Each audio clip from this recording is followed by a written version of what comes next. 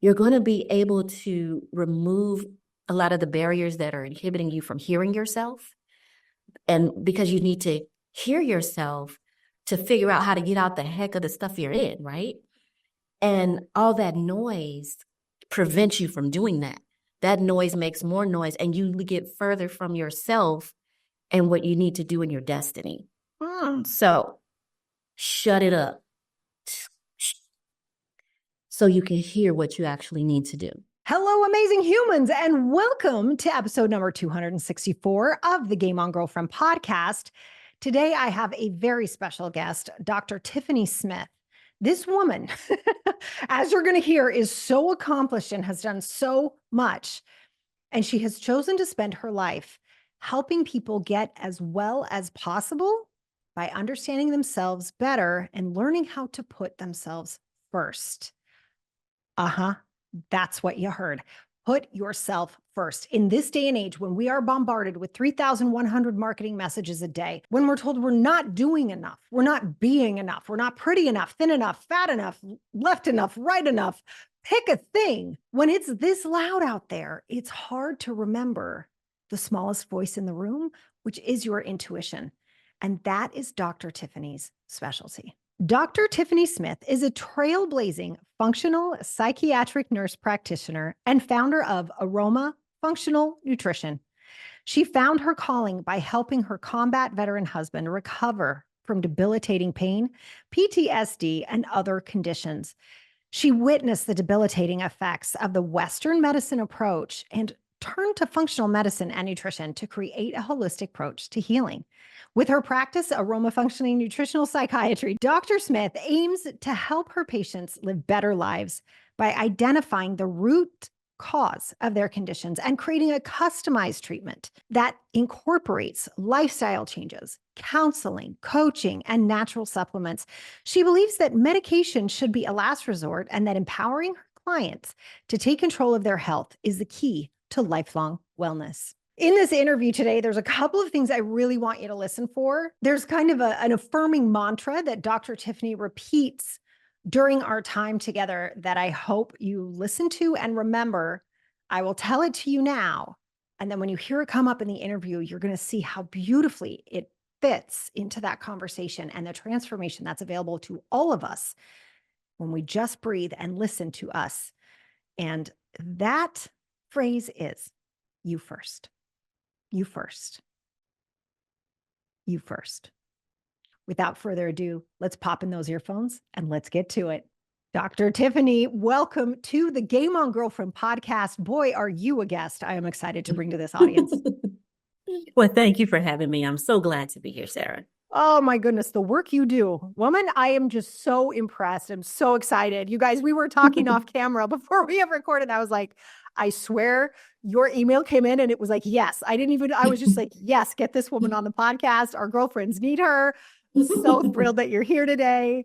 And as usual, I'm going to ask you the bazillion-dollar question, right? Out of all the things, because you are one talented woman. You've got a lot of research behind you. You've got the credentials are like high. The whole alphabet. I mean, you are amazing. And out of all the things that you could have done on planet Earth, all the things that you were qualified to do or that pulled you to them, why is this what you chose to do with your life? Well, I love empowerment. So I'm a DIYer. I like to do it myself. I like to take control. And a lot of times just in us women, that's who we are. We have to take control. And when it comes to health and wellness, I became a nurse because I love let me go back to the stories. Let me tell you the stories. Okay. So number one, the DIY part comes in just at a very young age. I'm the oldest. I'm an Aries if people are into zodiac stuff. Yes, Haley. And, even at 5 years old, I was walking to school by myself. There wasn't any latchkey stuff. And I'm like, wow, I am out here by myself. I'm responsible for my safety. So I'm like, okay, if someone comes up in that snatch a kid van, what am I going to do? Things like that. So I'm constantly being the oldest. And it was just me for my first 5 years of life. And then about 5, 6 years, then my brother came. So very independent, on my own. I'm responsible type of person. I take responsibility. And I was going to be an electrical engineer. And so my God. I love you just dropped that in. So, ew. Right. People that were good in math and science, they said engineering. So Right. a group of us were going to do engineering. But then I was 17, senior year, working at McDonald's. It was March, graduating in June, and my grandfather had a stroke. This is the first health issue I've had in my family.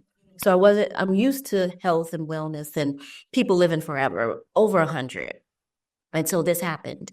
And that was my first glimpse into the healthcare system and seeing how they were so compassionate and there for us.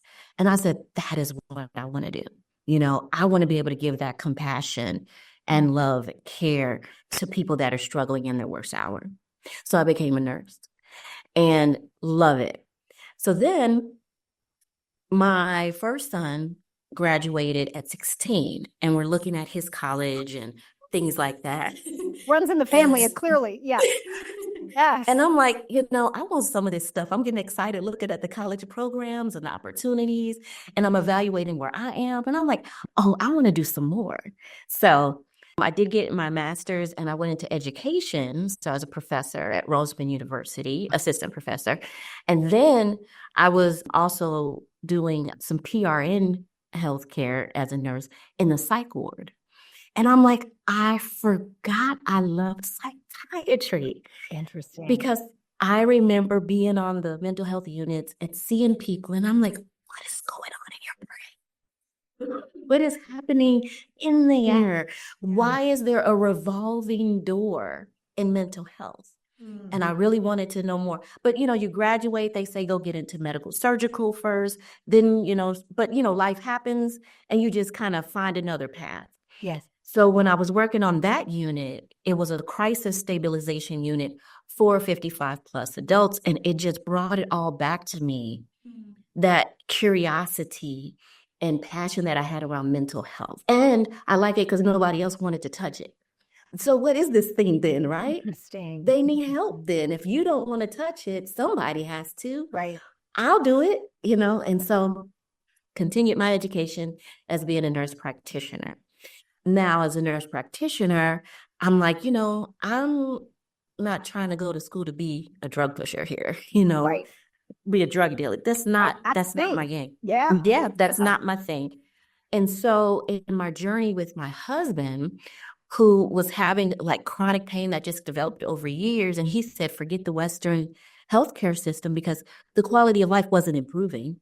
We're just getting worse. And even if he's out of pain, he's asleep. So we're not really building. So in working with him, I learned about functional medicine and lifestyle medicine. I became an aromatherapist because that was the first thing I used to help him with aromatherapy. He didn't want any pills and procedures. Okay. And that shifted his health. So now I'm starting to learn more about how to take that control of your health, because we thought healthcare, you go to the healthcare system for health, right? But that's not the case. It's not designed for it to prevent you from having health issues. It's a wonderful system when you're in crisis, if you need some help immediately for something acute. But it's not going to tell you how to don't use it. That's right. Be well so you don't need me. Yes, that's exactly right. And one thing I love to talk about is I love the 90s. And back in the 90s, wellness was built in. You come home from school, you take off your school clothes, and you put on your play clothes, and you go where? Outside. You have businesses are closed on Sundays, and and family came together. It may be church, it may just be cooking, it may be the guys are out playing basketball, the girls are together. It's family time. So we had community. We had that activity, the curiosity. We're out in nature. Remember the girls in their diaries? Oh my gosh! And right, yeah. And it had the little lock on it. And smelled good too. That was a big deal. Yes. So we were already journaling, and it wasn't something we had to make ourselves do. It's what we did. It was built in. Wow. Now here we are today, and now the issue is we're all confused because those things, those built-in society wellness components are no longer in place. And now we have to scramble to try to build them and put them back in because of just everything that happens in our life. We're not staying in the place we grew up in. We're all just, our families are dispersed, just all of these things. And so that's where, most of my clients, they deal with life navigation. So let's pull it back. So that's what I was seeing as I was working with my husband. Then I started to go through perimenopause myself, and then I had to work with myself functionally. I'm seeing in the traditional practice that they needed more than me just saying take some Zoloft and Trazodone and some as needed Xanax, right? Right. They needed that holistic approach. And at the end of the day, it wasn't that it was depression and anxiety, bipolar. It was life navigation. It's really It was, it was like how life has just got your foot on your neck and you are like screaming because you just don't know what to do or where to go or how to maneuver, or you just need to take a breath. So it's not so much major depressive disorder for the rest of your life. Sometimes I just talk to people and be open, and in that conversation, they're able to release, and those symptoms can dissipate. And now it's just a shift in perspective that helps them move forward. There in our system, it's like, oh, you're sad. You've been sad. The guidelines, you've been sad for 2 weeks. You can't sleep. You have a loss of appetite. You're not remembering, having an issue. Oh, you qualify for major depressive disorder. Not the human aspect that, again, life is just beating you down and you were screaming for help. So that's where I brought that. I brought that into my practice, created my own practice because I want to give that support. I want to give that empowerment to people to help them identify their strengths, lean into those things that help them get through, help to shift perspective. So it's not all of the tech. It doesn't have to always be all the technical stuff. Right. With treatment. Let's start with first life navigation and where you are and what's really pressing on you. Then we can get into the physical stuff, physiological stuff, and anything else and go from there. But that was huge. I love to help other people get that DIY part, that empowerment to take control and be like, you know what, that's it. I'm going to do there's so much we can do. I love the term, like life navigation. I love that so much. And I really there was so much in what you just shared too that was fantastic. But I just had to put my head in my hands and laugh when you were talking about, oh, well, what's the checklist of your symptoms? I was just like, oh my God. Because I've been there when my father's aging. I've been there when they do that with them. My daughter, I've been there in the pediatrics office. They're like, oh, well, you check that off. So that must mean, I'm like, she had a bad day. Like, what is happening here, right? And you can't spend 10 minutes in that fast like doctor's office, right? Fill out a form and have somebody throw something at you. And I really appreciate what you said about the healthcare system because it's actually the sickness care system.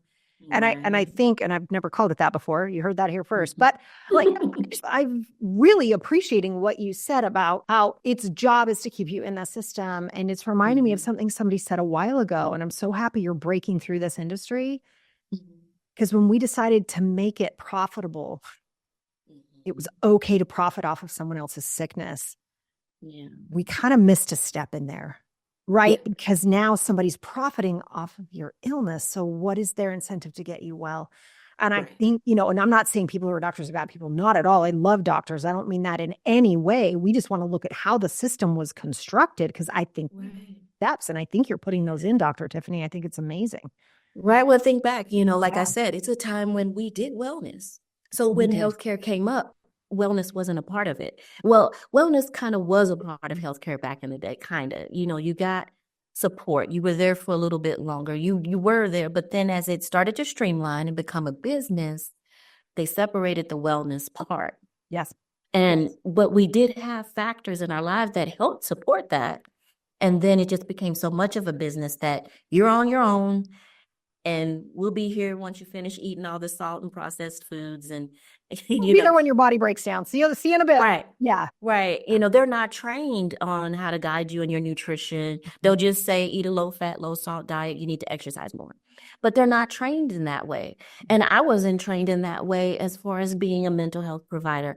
I had to want it and get it in my own way. So I don't fault it, but we just have to know how to utilize it when we need to. We come up thinking it's our all in one and all shot, but that's not the truth. So if we understand when I need help, when I need health care, I know when to use it. And then I know when to lean into my own wellness techniques or other things that you have available to you. Right. And that's why I named my company Aroma Functional Nutrition Psychiatry, because it just don't sound like change your mind, mental health, Right. It makes you think like, what aroma? What is this stuff, right? Those were the measures I used in helping my husband, and it makes you think. And I want to say to people that you have your own trifecta or paradigm of things that help you be you. That can be hiking and fishing and taking a walk, but that's the goal here, is to help you get back to you. I love that. And I think you're right. I mean, we all joke around. I'm a child of the 80s because I'm 300 million years old. But like, I remember as a child of the 80s, I mean, I left in the summer at like 8 a.m. and nobody saw me till 9 p.m. Nobody had any idea where I was. Like, we were just outside all the time with no contact, like no electronics, no contacts. And I know I sound like an old person now. It's like, well, back in the day, we did things right. But it's like, I think that there was a lot we weren't doing right. But that part of it, of allowing us to be outside, to feel things that aren't just smooth and glass, right? To like really be in our bodies and enjoy life. And I hadn't thought about it, but I think you're right. The 90s are kind of the last time did that. Yeah. Because then in the 2000s, we started getting the cell phones and different things like that. Yeah. And the internet became more. When I was in college in 90, I graduated in 92. So the early 90s, the internet was coming about and things like that. And then video games. So then we start to move away from being outside. Yeah. And you talk about your old, I'm a 70s baby. Me too. Me too. Yeah. I love the 70s. I did too. I mean, there was so much that was so good, right? And listen, there's so much around mental health at that time, though, too. If you saw a therapist, it's because you were deranged, right? Like something was wrong with you if you went at that time, as opposed to now, we're like, I always say to people, I'm like, dude, you get your kid a math tutor, you get your kid a science, can you get him an emotional tutor? Like, come on, man. We have these more just internal mechanisms and nobody taught us how to use them, right? I have the same argument around money. Most powerful people we have access to, and nobody talks about how to use it. And I think it's just so important, the work that you're doing. And I really do feel like you're filling some of the gaps that got separated when it became a streamlined business like this. Let's kind of tune into the listeners right now. So if someone's listening right now and they're like, oh, dear heavens, I have tried everything. I am at my wit's end. Okay, aroma function, sure. What do I do now? Like if someone really feels like they've tried everything, they don't feel like themselves. There's constantly, I love when you said life is like, stomping on your neck. You're like, what in the actual hell do you want from me, life? Like that feeling. What should they do right now? Like what is one of the best things someone can do right now to help themselves? They got to step out of it. They have to step out of the situation some kind of way. Turn the phones off. Find a way, even in the simplest things, if you go to the bathroom, just take a few more extra minutes, put on your favorite jam and just kind of step away for a minute. If you can't actually leave the kids and stuff like that, but if you could just step away and step out of it so you can breathe for a minute and then come back refreshed, whatever that means for you. Find some kind of way to get even little tidbits, like the bathroom thing, tidbits of a breath. So you take your head up out of the water, breathe, so then you can get back into it again. Start there. Make sure you are on your schedule, make sure you have that time for you. Identify those things that make you happy, that bring you relief. Who are the people that support you and love you, where can you just get that big hug from? Who has it? Where is it? And go get it and stay there often so that you can keep pushing through what you're going through. Then you're going to be able to remove a lot of the barriers that are inhibiting you from hearing yourself. And because you need to hear yourself to figure out how to get out the heck of the stuff you're in, right? And all that noise prevents you from doing that.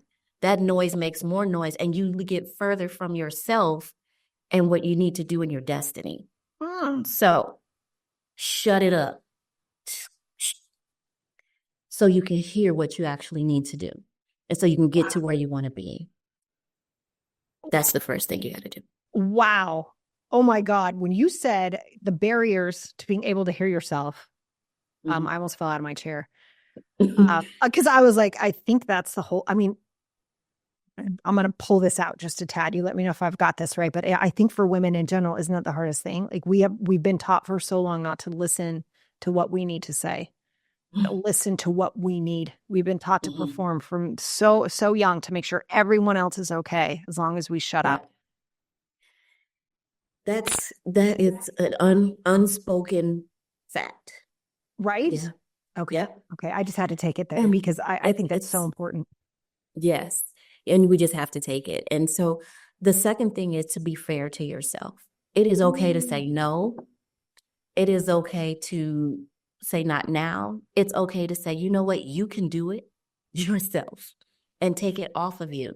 I'm giving an example about where that last comment's coming from is, when we have kids, we're very protective. We do everything. Yeah. But you have to recognize that as they get older, they can do more. You don't have to wash everybody's clothes and they're 7 and 8 and 9. And, you don't have to always do all the dishes. You don't even have to do all the cooking. So look for opportunities to take some of the burden off of you. Train, delegate. That way you're doing more. You're doing more than just you. You're building people in another kind of way. Yeah. Because what I've realized as a woman is that sometimes you self-sabotage. Yes. You take it on anyway. Oh, I'll take care of it. I'll just do it. I got it. No. Catch yourself. Pay attention to what you're putting on yourself, how you got there, and then start to be very, very protective, just as protective as you would be with the baby, with yourself and what you bring on, what you say, who you're around. How do you feel when you're around people? If you're not comfortable in a situation, if you don't want to do it, you have the authority and right to say no. And then you think, well, what do they think? Well, what if they say this? Forget that. You first. Yeah. You first. Because if you aren't well, if you aren't doing okay, how does that affect everything else? So you first. Okay. And it's okay to say, no, thank you. I can't. That doesn't work for me. You can wash your own clothes, whatever. Whatever might be a burden. Maybe you're trying to save money, so you wash the car yourself. It's okay to go to the car wash, something like that, things like that. Yeah, I love it. Oh, I think what you just did, and I love that you first mantra, but I think what you just did, there's that internal guilt, that internal, but I'm supposed to be there for everybody, that thing that we tend to have. Who said that? Yeah. I know. It's almost like, I feel like it's like, I love that you said unspoken. It's like an unspoken rule we were all born into, right? Nobody sat down and said, listen, you can't ever be happy. I want you to drop dead because you're working so hard nobody said that. Right. But we all picked it up. So, correct. One of my favorite questions as a coach is like, where did you learn that? And that's a hard one to find for most women. It's like, I don't know. There isn't a moment where someone was like, listen, you're a woman. Here's how your life's going to go. Right. Like nobody did that, but it's like we watched, we heard, we experienced, we didn't get called on in school. Right. We noticed who got picked, who didn't. We start to figure out how to perform in such a way that will be safe. And I think you're really giving people permission to start to undo that. Yes. That is a social construct that needs to become visible, right? So it's not unspoken and invisible, but something that we speak about and something we see and something we dismantle. Yeah. I like that you said permission, because I've had many, many people say, wow, you needed to say that. Yes. I'm so glad to hear you give me permission. Like they're holding on until somebody says it's okay to let go. Yeah. And I'm giving everyone permission to let go. And don't worry about what somebody thinks, what the consequences might be, because you have to be okay. Yeah. You have to be all right. You have to do it. And you have to surround yourself with people and things that support that and keep that as priority. And sometimes we lose sight of that. So It's okay. You got this. Oh, I just believe that the reason why empowerment is so important, we have the answers. We have the intuition. We have it all. But people are going to tell you otherwise. So you'll buy their service. So they'll keep you down. So you're not better than them. You got to know that power and strength within you. Know that it's there. And if you can't identify it, start on the journey to get to it. Start taking the step to start moving things out the way so you can get to you and who you are, that strength, that confidence, and unleash it on the world. I'll be here to receive it. I was like, I'll be waiting. I'm so excited. Yes, I love that. Is beautiful, Dr. Tiffany. Wow. No, that's really, really beautiful. I often say, intuition is the softest voice in the room, and it takes a while to hear it. If you're not, it's like a muscle, like any muscle, right? We have to practice listening to it, and then coupling that, I think, as well with keeping ourselves safe. Mm-hmm. Right. Exactly. And safety can look like making yourself happy. And it can also be like safety. Right. It's like that Right, idea exactly. of like always listen to it because it will never steer you wrong ever. Exactly. Ever. Yes. Mm-hmm. You have to build that relationship with you. Yes. And in our society today, it's just full of noise. And the noise keeps you off track, unfocused. Well, I remember back in the 70s and 80s when we talked about technology and what it would be and how, oh my God, we have so much time and life would be so great if, and we just so bombarded, overwhelmed, and stressed more than ever. And you have so many things. It's like overwhelmed now, the complete opposite of not having it. Now it's super overwhelmed and you're still not producing as much. Yeah. Right. You're reminding me when I was young in the 80s, 70s, 80s, my dad was a lawyer and he said this is the invention of the fax machine. This is how far back we're going. Hey, hang tight with me. Hang on to your hats and glasses because we're going there, right? But I remember him saying how much just the fax machine stressed him out because it went from you would mail the brief or the notes or whatever. The person would put notes on it or call you or talk to you about it and mail it back. And that process would give you a week to think, right? Process, to look up other laws, to kind of put things together. And he said that disappeared overnight because suddenly they had it instantly and they called you instantly and they sent it back to you instantly. And what used to take a week now took 45 minutes. And we lost the ability to think. And I was like, oh my God. Like I would have never, we thought that was the best thing ever. Someone should get something in 10 seconds because I want them to have it in 10 seconds, right? And obviously we didn't even have email yet, but that idea that the velocity with one invention sped up an entire industry, right, was just so disruptive to the ability to pause. And it vanished overnight. And I think think about that. And now these beautiful children being raised now who never get a break. They never are not with their phones, right? They never get to come home and not know what everyone is thinking all the time, every day, right? The average being gets bombarded with 3,100 marketing messages a day. That is so much information, right? I mean, it's no wonder. Talking about the fax machine, right? He thought that was fast. And we're just almost supposed to just absorb this all the time. Right. It's crazy, right? Right. And that's where we can feel the disconnection with intuition. Like, where are you supposed to hear that? You're not allowed to pause. Right. Yeah. So I'm saying you have to pause for your mental health and well-being. You have to pause and pause frequently. If you're very stressed, you have to pause a lot, micro pause, whatever you have to. I mean, I just felt like that this morning. I'm like, I need to pause a minute, and you pause, you have to find a way to make it work, or you're going to be seeing some of my colleagues, and feeling people have felt in so much desperation. You don't come and see a psychiatrist or psychiatric nurse practitioner at the beginning of your symptoms. Most people come at the end when they're at their breaking point and they're willing to take a medication because they know that's what's going to happen. And my goal is to give you things that can help you now. I only want to see you if you absolutely have done it all, things still aren't working right, you know what I mean? You're at the Yeah. point, every case is different. I'm not trying to exclude anything, but I'm just trying to say it's not a medication first thing with me. Mm. There's a lot you can do. But if you feel like, you know what, I just need the support, get Yeah. the support. But the simple things in community and making sure you sleep. That's number one, sleep. But how do you sleep when you're stressed, right? Don't. But you have to, Do not. right? Yeah.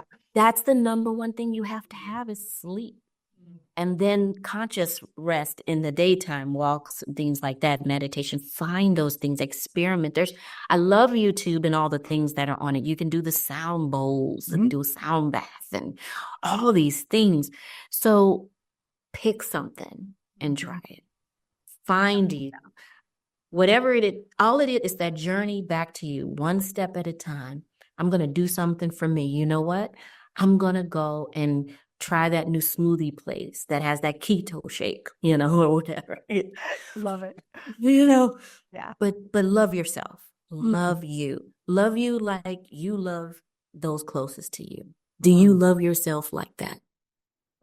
I love that. I do think that's hard. I mean, I spend a lot of time, Dr. Tiffany, talking about how the ego attacks, right? When I have somebody come to me, and obviously we're talking about business, which can infringe on mental health, right? When you're like, oh, dear, God, I'm going the way I thought, right? Or whatever, is this the question, but why? And it's like, that is not an answerable question. That is just a blatant attack from your ego. How do you help your clients sort of understand when it's really them, because you're seeing this beautiful journey back to self, and when is it the ego and or things they did learn, right? Things you did pick up, that whose voice is that? Like, how do you help people start as they begin this path to understand when it's them and when it's like that ego attack versus like societal attack? Yeah. So I actively listen. So if I'm actively listening to you, I'm hearing your tone, I'm hearing your word choice, and how you are expressing yourself around things, the things you chose to pull out and share. And I give that back to you. And when I give it back to you, it's like, oh, that didn't sound quite like it, you get your own realization of it. So client came in and was talking about, oh, I'm just stressed. I'm crying. Everything is this. I'm not where I thought I would be. This happens. I get this call when you're approaching 30. I'm not where I thought I would be in life. Yeah. This and that and that and this. And I share with them everything that they've given. Oh, and I got this relationship and it ain't working out and blah, blah, blah. And so then I'll say, you put a lot of emphasis on your relationship when you gave me all of that. Tell me more, and then I can give them back what you're hearing. It's, it was very emotional to talk about your mom, and you said ... So why are you making this decision when you told me it was important to you that this happened? And we get some clarification and some understanding. It's like, oh, I didn't think of that. I didn't catch that. So just giving you back you helps you to hear you and see you in a different light. It's like it's this person over here and not you. So I pick up on all of those things, the way you give it to me, how you put emphasis on certain things. I can identify what's important. So like with that person, it was her relationship that was the issue. Right. And then it was her ambition and career. And then it was family. Oh, and so then we started to work through and talk about what was going on in those things, worked through it, no medication. And now she's off and on. Isn't that amazing? I mean, isn't that like at the very beginning of our conversation, Dr. Tiffany, when you were talking about community and Sundays and the guys are playing basketball and all this stuff, because we don't have that so much anymore. Right. We really don't. I mean, it's so fallen apart compared to where it was. What you just offered, I think, is that sense of community back again. Somebody talks, somebody actually listens. Yeah. Yeah. What a vital role you're playing in people's lives. Oh my gosh. I mean, isn't that the thing right now? All of us feel like nobody hears.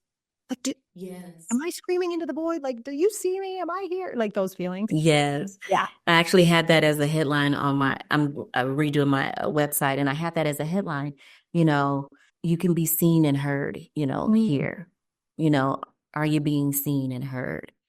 And then there's so many more messages came after that. So I'm like saying things about breaking free from the things that hold you back and all of those messages, because we're being held back and we don't realize it. That jazzy new phone is all great and everything till it keeps dinging and ringing and buzzing and people expect you to answer it, So I do not disturb, I shut it off. News, I shut it off, and I watch my happy stuff, my comedy shows, and I love my competition reality shows, AGT and American Ninja Warrior, things that inspire me, things like that. So we have to surround ourselves with those things that give us that hope and inspiration, reminds us of who we are. I love to see you like on AGT and Ninja Warrior. I see that. I remember the athleticism in me. Am I up to my standards? Am I doing it? Makes you question yourself and be like, you know what? I'm going to go see what league here for this and that, or I'm going to go pick up my flute. Yeah. I used to play. And one thing I learned about as I became an adult, I forgot the things that I loved as a child. Yes. My husband and I were talking and he was like, I used to play saxophone. You never said You that. did what? That's fun. And I did the same thing. I'm thinking, well, the only time I read was in college. Not true. When I was a kid, I had all these certificates on the wall of all the books that I read. I forgot. So this is where you take your pauses. You remember you and who you are. Tell yourself the things you love about you. Surround yourself with people who tell you how awesome sauce you are. And believe them, accept them, take their word. So my husband, best man in the whole world. And I have to stop sometimes when that talk comes in and just take his word and what he says. Don't let it even come in. When those thoughts come, you stop it and you redirect that. Don't even go there. Don't even go there. You know the voice. You know what it says. Stop it and redirect it.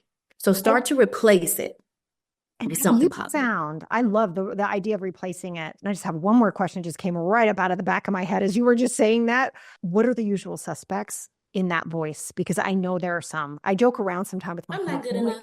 There it is. They were like, how do you know that? I'm like, because I have the same voice. So what do you find are the usual suspects? That one, I am not good enough, not me. Then that breaks down into not pretty enough. I don't have enough certifications. I need to, so I'm going to say, coming from as an African-American woman, we've always been told you have to be bona fide, certified, and qualified. We have to go above and beyond to prove that we're worthy. And it also is in everyone, but that's something that is really ingrained in our culture, that you have to be all of these things. So where someone can have no education and can be advising you on things and stuff, we have to have a doctorate, in order to do that. And that's the way we are raised. But now you see it so blatant, it's so open how everybody from different backgrounds, different educations are doing things. It's hard to let go and say, well, how come I can't just talk? Let me just be. Yes. And so I think that's one good thing, is that we are seeing that we can just talk and be ourselves a little bit more and not have to be all these things. That's where you're breathing, you're worthy. Starting to that. Yeah, I know. Right. So we're in different cultures, different households. We all have some of those, I think. Right. We have those different things that come down. Yeah. And it just it puts those thoughts in your head. I hate when I hear people say, like, I'm an idiot. Oh, you're so dumb. Oh, don't do that. No, don't do that. If anything, you state that, you know what, I don't understand this yet. You know, every day and I love every day and every way I'm getting better and better. Every day in every way, I'm getting better and better. So you're not professing to be this big thing, but you're not saying that you were who you were yesterday. I love it. Every day in every way you can't refute that. That's a really good point. Yeah. Oh my God, that's genius. You're right. We can't refute that. Right. You know. Okay. That was good. Yeah, and I really appreciate what you said too about I'm such an idiot. That's one of mine. Right. So I'm an idiot. I'm lazy. Right. And I know them. They're redirected pretty quickly, but those are mine for sure. Oh my God. Are you such an idiot? Like that's a big one. And it says it like that. I don't think I really try to pull these things out per se. A lot of times I'm just going with the intuition and I'm not trying to label something or really put it out there. So that's why I can only say a few, because they're not going to really just say it. But I may hear a couple of them, like I just said. Yeah. But the I'm not good enough is always there, at imposter system. Yeah. Yes. But a lot, I can't really call it out because I don't want them to go there. I want us to stay over here, focusing on your strengths and the beauty of you. And I'm going to kill it indirectly. Crowd it out. No room for you here. Like, it's just kind of like that. I see. No. Right. Right. And so what that means is so good. I'm going to present the evidence of why you're awesome sauce. Let's look at the evidence here, right? Yes, you have 5 children, right? Yes. Isn't that awesome? They're safe. They're healthy. You're meeting their needs. You're awesome sauce. They're their own individuals, though, and who they are. You can't take responsibility for it, and just kind of show them the evidence and their awesome sauce, because we're not being bad people. Your intentions are this, and highlight that and highlight, okay, so if this is where you want to go, you want to make sure you protect yourself in this and that way. So I don't put emphasis. I hear it. And I don't repeat it, or I say, "Oh, you called yourself an idiot." I'd be like, "You are so awesome, sauce. Let me show you how. Let me show you the ways." Really great. I love that. Yeah. Oh, that's so good. That's really good. One thing my husband shared with me is how you have to be fair. Okay, if you're going to say, well, this thing is negative, you got to also say this thing is positive. I like it. So even if we hear the negative thing, finally, right, we actually hear it. It's not in the shadows, right? We actually hear that there's also the ability to put in something positive. Right. Well, you can say, "Oh man, I hate that, I wear a size 14, but I love my hips." Right. Right. I know. Mine's always the hip to waist ratio. I will say that. Yes. Right. But you might say, I don't like something, or this isn't the best, or I made this mistake, but through that mistake, this came about. This would have never, so you can there's always a yin and yang, a good and bad. So I grew this way, right? It led me down this path. Yeah. Right. But where we normally stay is in the bad lane. This is bad. That is wrong. Blah, blah, blah, blah, blah, blah. If you're going to go there, be fair and look at both sides. What's the good? What's the bad? Your intentions were to get your son in this camp. And in doing that, the bad thing, it overdrew the account. Right. But guess what? He's in the camp. You get that. You know what I mean? You'll get that handled, right? Yeah. The intention, the love, the sacrifice. Focus on that. Don't worry about that 15. Well, it used to be $15. It's what, $30 now? So, whatever it is. Yeah, it's a lot. Balance it. Right. Yeah. Just balance it out and know that there's good with it. Oh, I just watched Inside Out. I just watched that again. Is that brilliant, that movie? Oh, I love it. So brilliant. Yeah. And this time what I took away was that she was like, I don't know what depression is here for. I don't know what they do. But then when they looked at a moment of joy and they expanded it further, there was some sadness before that. And then the joy came. So that's that good and bad. Again, it goes together. You got the blue and the gold. I love that movie. Oh, I'm so glad you brought that movie up because I love it so much. I wish every child on planet Earth could watch it and just really education, right? Emotions. Yeah. Well, Dr. Tiffany, we could probably talk for about another 345 hours, and we might. Or days. We might. We're gonna figure some stuff out here. But if someone has listened to you today and they are like, oh, my dear heavens, please get me more of Dr. Tiffany, where can people go to find you, learn more about you, and possibly work with you? Yeah, go to wellness.vegas. Wellness.vegas. Because, we're recording now. This is going to come out a little bit later. I'm going to have my podcast recordings on there, different things I've written. So you should be able to get a lot in there. And then also, my next place that I like to put stuff is Instagram. And my handle is Dr. Tiffany M. Smith, TIFFANY Smith, SMITH. But remember the Dr. I love it. You can find there and just consume and take everything you can from me. I am on YouTube because some of the podcasts are video. So I am on YouTube. You can find me. You can Google me. I'm all over the place trying to speak and empower. I want you to take control. You got this. You can do it. Don't tell them. Don't let them. If they tell you can't, you got to get rid of them. New friends, right? Yes. New friends. Get rid of those things that do not serve you. Take these steps and you're going to feel so much better. And then you're going to get clarity on what the next step should be. But hey, I do discovery call. We can talk about some things, give you some ideas, and we can move together, or I can help you in figuring out what direction you can go. But I'm here. I'm here to serve. I'm here to help people live their best life. Right. I love it. Thank you so much for spending time with the girlfriends today. I so appreciate you. I appreciate the work you're doing. Thank you for helping and supporting all of us live our best, most empowered versions of us. Yes, you're welcome. And please do the work. You're going to love the life. It's totally worth it. Love it. Thank you, Dr. Tiffany.